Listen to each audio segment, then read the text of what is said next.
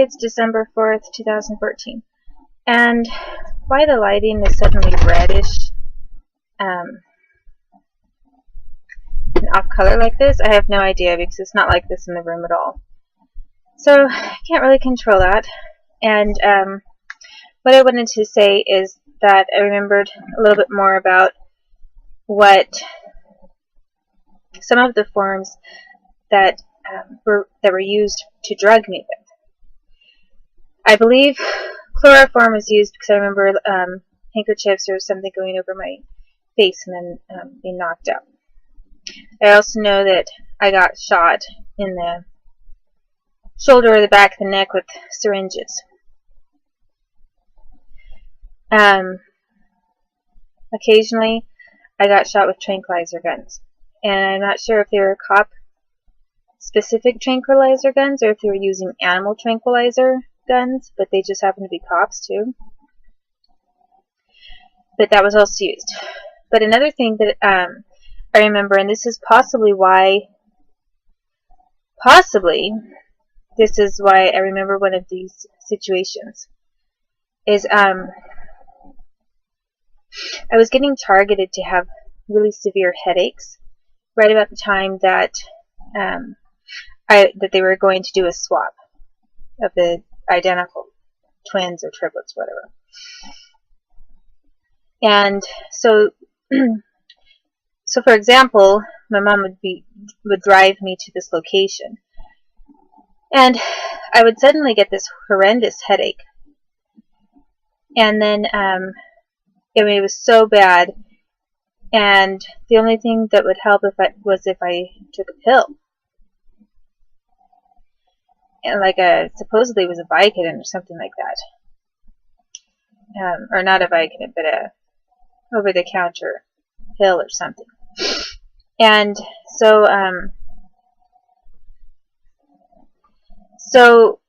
I was getting these, I didn't have headaches.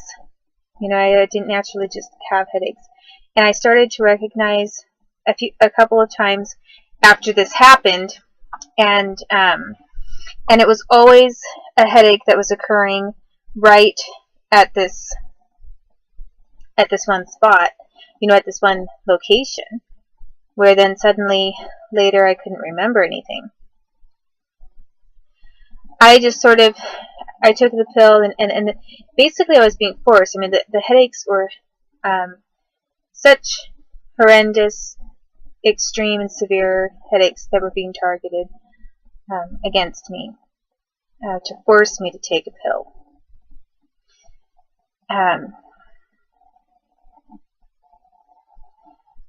I started actually resisting this pill that I was being forced to take, and saying, I don't want to take it. And then this headache would just intensify. And so the United States government was using torture to cause headaches, to target me with a headache that was severe enough that I would be forced to take a pill that I was offered. And then when I did, I was going unconscious, basically. So after a few times when this happened, I recognized this is not normal, that I never have headaches, but I only have headaches when we show up at this one location. It's and then I'm being offered a pill, and then I don't remember what happens after I take the pill, but I do remember that I don't remember anything after I take this pill. So I started thinking, what's going on here? And so I took the pill, and I faked it really good and made it look like I really took the pill. And then I pretended to be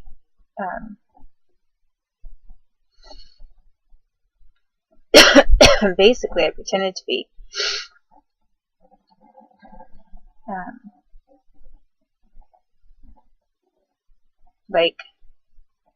zoned out or whatever, kind of weak. And so I did do that one time. on my own. Nobody said anything to me at all. Nobody instructed me or encouraged me to do that. And I saw that this was a swapping kind of a situation, where I was getting drugged because they were wanting me to be drugged so that they could swap people in and out. And this was definitely happening in Wenatchee, Washington area too. And all of those women that I mentioned, those names and people, they were all involved. I am not sure which one did most of the driving to these locations, but all of them were involved in it and knew about it. And those same women are the ones who lied about me in order to kidnap my son by using what appears to be a legal means to do it, which is through CPS. And they were all involved in swapping back and forth these identical Dicsie twins and triplets. So they're definitely tied into government projects, and none of those projects have done any good to me or for my son. But it's important to bring that up. So there were others that were involved in this whole swapping thing. Another person that was involved in it was were the Sandbergs. They picked up Dicksies and swapped them back and forth. And sometimes Dixie, one of them at least, seemed pretty scared.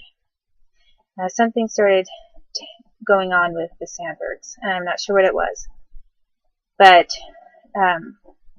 she started to get really scared. She didn't want to go in that car with them. And they were also involved in Moses Lake, Washington, and swapping Dicksies back and forth. Possibly Bob Jr. too, because I do remember him going in to an SUV and not looking very happy about it either with the Sandbergs. But I know one time a Dixie started screaming, and as to the screaming in that one shelter, I'm pretty sure it's because she was really scared. But and she saw that I was conscious, and I saw people there. But it's also remotely possible that it was encouraged as a diversion, so that I didn't notice the other women who were in that shelter, because even though they weren't identical Dixies, maybe they were twins for other. They were other twins that also got swapped back and forth, and had a double out there somewhere. Not a double, quote unquote, but an identical. But I know that with the Sandbergs, there were a couple of times where Dixie was terrified to get into this car with them. And I knew it was because she was getting taken away somewhere. And the same thing with the Bobs, with one of the Bob Juniors.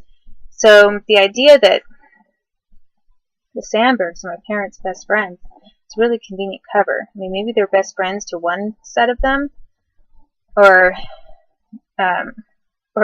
maybe never were really best friends. But that's the kind of thing that was going on, and has been going on for a long time.